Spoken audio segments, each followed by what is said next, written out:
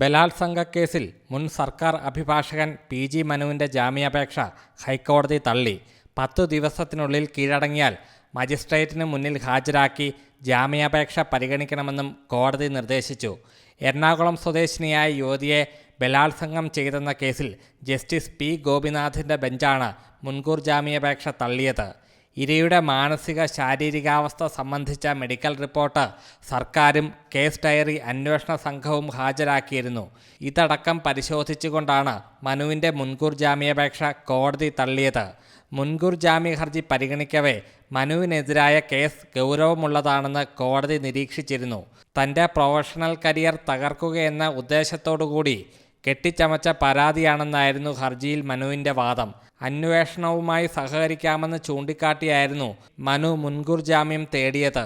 കേസിൻ്റെ കാര്യങ്ങൾ സംസാരിക്കാനായി കടവന്ത്രയിലെ വക്കീലോഫീസിലേക്ക് വിളിച്ചു വരുത്തി ബലാത്സംഗം ചെയ്തുവെന്നാണ് പരാതി.